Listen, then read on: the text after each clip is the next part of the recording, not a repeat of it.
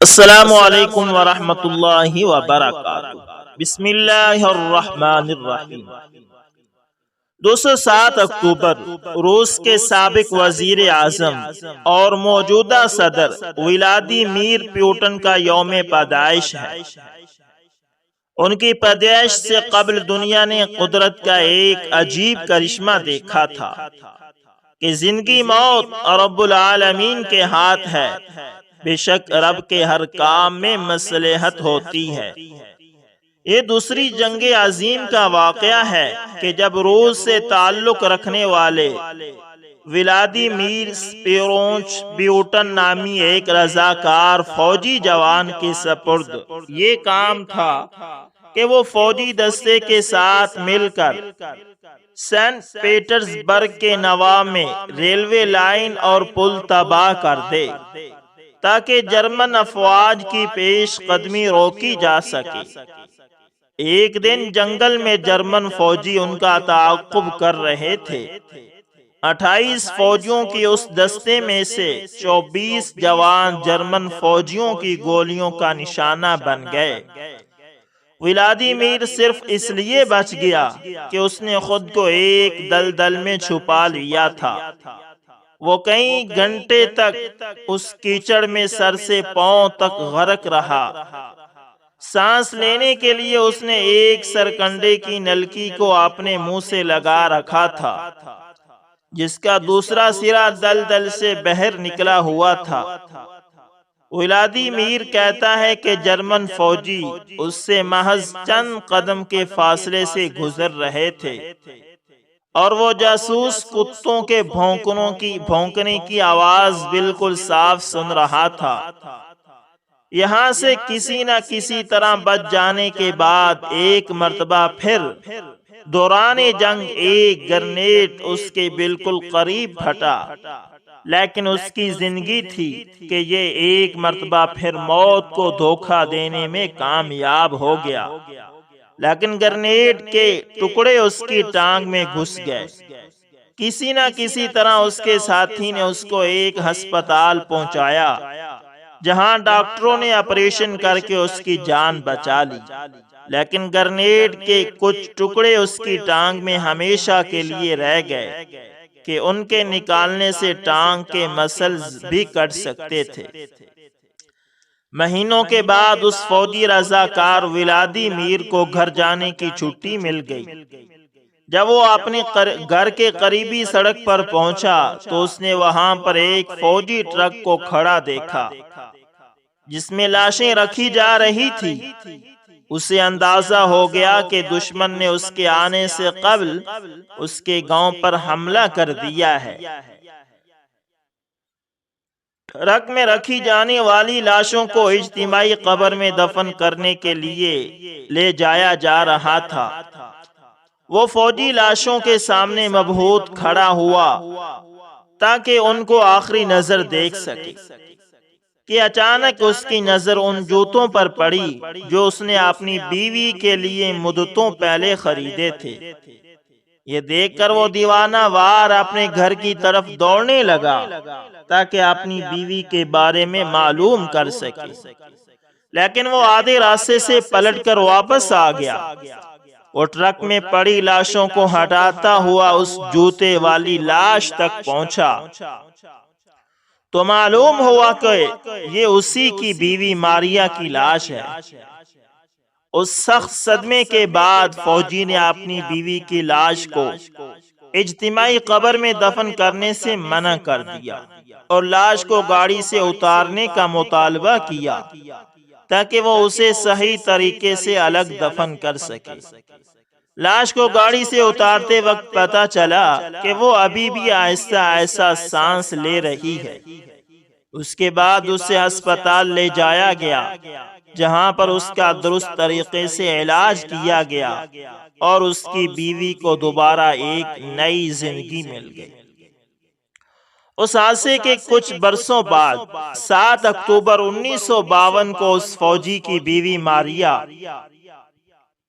جو کہ زندہ دفن ہونے جا رہی تھی، اس نے ایک بچے کو جنم دیا جس کا نام ولادیمیر بیوٹن رکھا گیا، اور وہ آج روس کا سب سے طاقتور صدر ہے، جس نے یوکرین پہ حملہ کر کے امریکہ اور پورے یورپ کو گرم توے پہ بٹھا رکھا ہے۔ تو دوستو، اسی طرح ایک اور بھی کہانی آپ کے گوشے گزار کرتے ہیں۔ آج کی یہ تحریر میں ہم بات کرنے والے ہیں امریکہ کی ایک ایسی شخصیت کی جنہوں نے اپنی لیڈرشپ کی بدولت طاقت ترین برطانوی سلطنت کو شکست دے دی تھی۔ برطانوی سلطنت کو شکست دے کر اس شخصیت نے ایک نئے ملک کی بنیاد رکھی تھی۔ اس نئے ملک کا نام تھا امریکہ، جو اس وقت دنیا کا طاقتور ترین ملک ہے۔ جی ہاں، آپ درست سمجھ رہے ہیں۔ آج کی اس تحریر میں ہم بات کر رہے ہیں امریکہ کے پہلے صدر جارج واشنگٹن کی۔ آج کی تحریر میں بہت کچھ ہے۔ سب سے پہلے میں آپ کو جارج واشنگٹن کا تعارف کراتا ہوں۔ جارج واشنگٹن 11 فروری 1731 کو ورجینیا میں ایک دولت مند خاندان میں پیدا ہوئے تھے۔ ان کی والدہ کا نام میری بال واشنگٹن تھا۔ شروع کی مکمل تعلیم جارج واشنگٹن نے چرچ میں حاصل کی۔ جارج واشنگٹن ابھی بہت ہی چھوٹے تھے جب اپریل 1743 میں ان کے والد انتقال کر گئے۔ والد کے انتقال کے بعد جارج واشنگٹن کے بھائی لارنس نے گھر کو سنبھالا۔ جارج واشنگٹن اپنے بھائی لارنس سے بہت ہی زیادہ متاثر تھے۔ لارنس اعلیٰ تعلیم یافتہ تھا، اس کے علاوہ اس کی شخصیت بھی متاثر کن تھی۔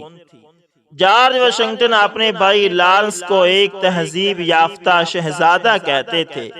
ہمیشہ جارج واشنگٹن کی یہ خواہش تھی کہ وہ اپنے بھائی لارنس کی طرح متاثر کن شخصیت کے روپ میں نظر آئے۔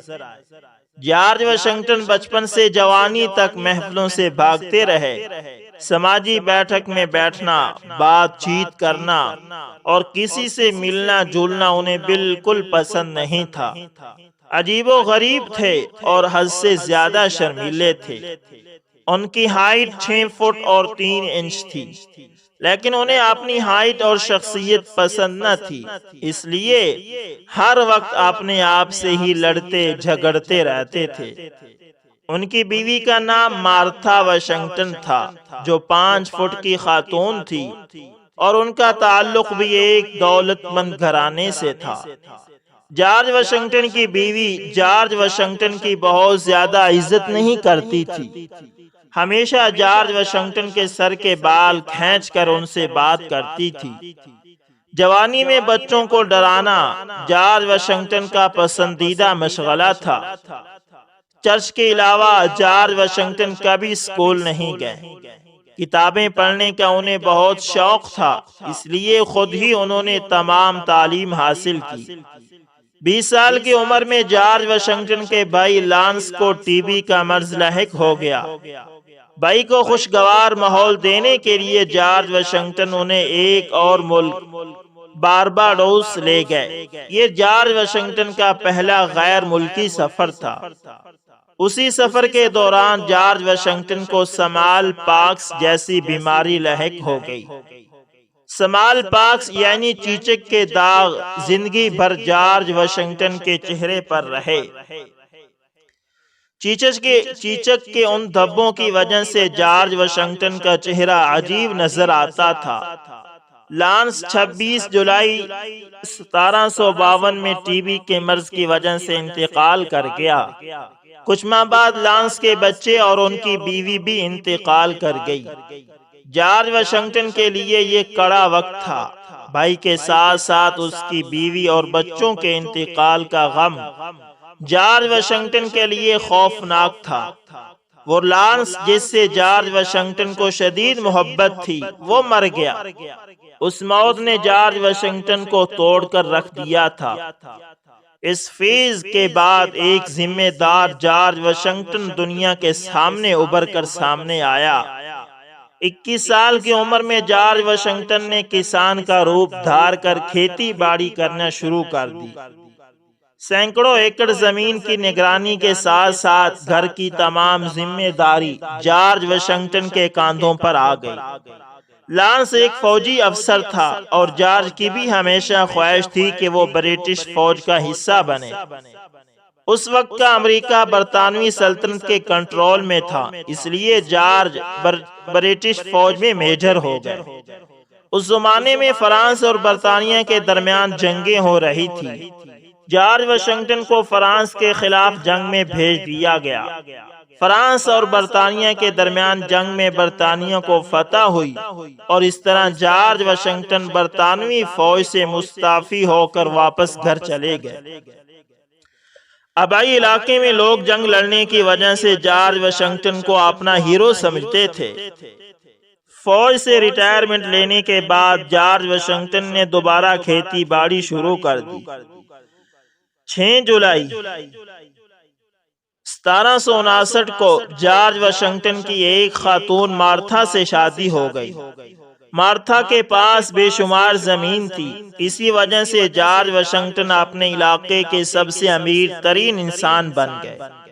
یہ وہ زمانہ تھا جب جارج واشنگٹن نے عیاشی کی زندگی گزارنا شروع کی، پروفیشنل فارمنگ شروع کی اور دیکھتے ہی دیکھتے ان کا کاروبار بڑھتا چلا گیا۔ اس زمانے میں برطانوی راج نے امریکہ پر ٹیکسوں بھار کر دی، جس کی وجہ سے جارج واشنگٹن برطانوی سامراج کے خلاف ہو گئے۔ یہ وہ زمانہ تھا جب جارج واشنگٹن سمجھ گئے تھے کہ یہ ٹیکس لگتے رہے تو ان کا کاروبار برباد ہو جائے گا۔ جارج کے دل میں اب برطانیہ سے آزادی حاصل کرنے کا جذبہ پیدا ہونا شروع ہو گیا۔ ویڈیو کے باقی حصے میں اب ہم یہ جانیں گے کہ کیسے جارج واشنگٹن سیاست کا حصہ بنے اور امریکہ کے پہلے صدر بنے۔ دوستو، امریکہ کو امریکہ بنانے میں جارج واشنگٹن کا بہت بڑا کردار ہے۔ یہ وہ زمانہ تھا جب امریکن ریولیوشن کا آغاز ہو چکا تھا۔ امریکی برطانوی سامراج کی غلامی سے آزادی کے لیے میدان میں آ گئے تھے۔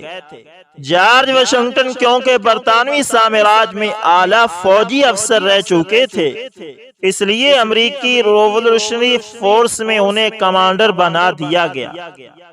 امریکن حریت پسندوں کے پاس برطانوی سامراج سے لڑنے کے لیے کچھ نہیں تھا، لیکن جارج واشنگٹن کی قائدانہ صلاحیتیں تھیں۔ جارج نے انہیں قائدانہ صلاحیتوں کا استعمال کر کے برطانوی سامراج سے خوب لڑائی کی۔ امریکن فورس اور برطانیہ کے درمیان زبردست گھمسان کی جنگ شروع ہو گئی۔ 1775 میں امریکی فورس اور برطانوی فوج کے درمیان 2 جنگیں ہوتی ہیں، جس میں امریکی ریولیوشنری فورس فاتح رہی اور اس فتح کا سارا کریڈٹ جارج واشنگٹن کو دیا گیا۔ امریکہ اور برطانیہ کے درمیان کئی جنگیں ہوئی، جس میں کبھی امریکہ فاتح رہا تو کبھی برطانیہ۔ جنگ جاری تھی، اسی دوران فرانس نے امریکن فورس کی حمایت کا اعلان کر دیا۔ فرانس کے بعد کچھ دیگر ملک بھی امریکن انقلابیوں کی مدد کو آ گئے۔ اس طرح امریکین انقلابی مختلف ریاستوں پر قبضہ کرتے چلے گئے۔ پھر ایک وقت ایسا آیا کہ برطانوی فورس نے امریکن انقلابیوں کے سامنے ہتھیار ڈال دیے۔ اس طرح جارج واشنگٹن کی قیادت میں امریکہ کو برطانیہ سے ہمیشہ کے لیے آزادی مل گئی۔ جنگ آزادی کے کمانڈر جارج واشنگٹن نے آزادی کی جنگ جیتنے کے بعد امریکی انقلابی فورس کے سامنے ایک عظیم موٹیویشنل تقریر کی۔ اس کے بعد جارج واشنگٹن 23 دسمبر 1783 کو کمانڈر ان چیف کے عہدے سے مستعفی ہو کر اپنے آبائی گھر مونٹ ورنن میں شفٹ ہو گئے۔ اب بحث شروع ہو گئی کہ امریکہ کا آئین کیسا ہوگا، ملک میں آمریت ہوگی یا جمہوریت۔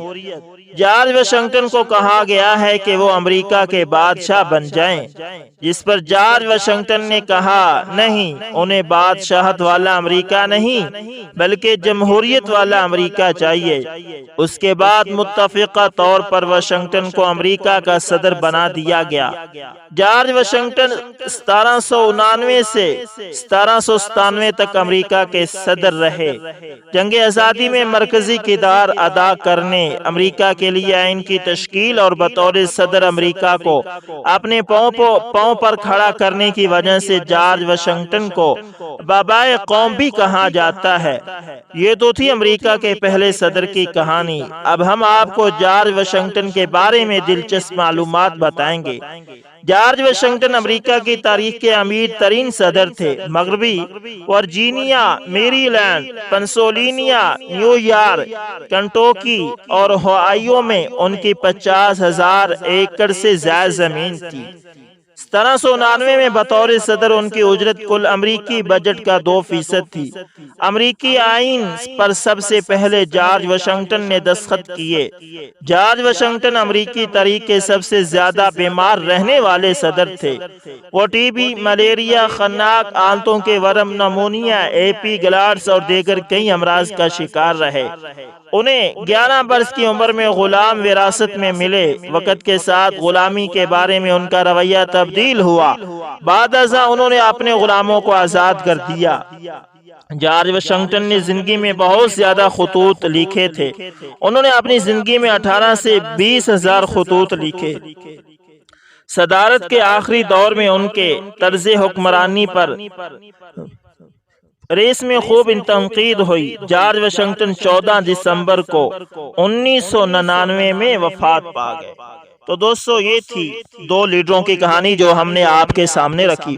امید کرتا ہوں اس طرح کی دلچسپ اور معلوماتی سٹوریاں سننے کے لیے آپ ہمارے چینل کو لازمی سبسکرائب کریں گے اور ساتھ میں بیل کے نشان کو دبانا نہ بھولیے گا تاکہ ہر نئی ویڈیو کا نوٹیفیکیشن سب سے پہلے آپ تک پہنچتے رہے۔ ملتے ہیں کسی نیکسٹ اچھی سی ویڈیو کے اندر، تب تک کے لیے اللہ حافظ۔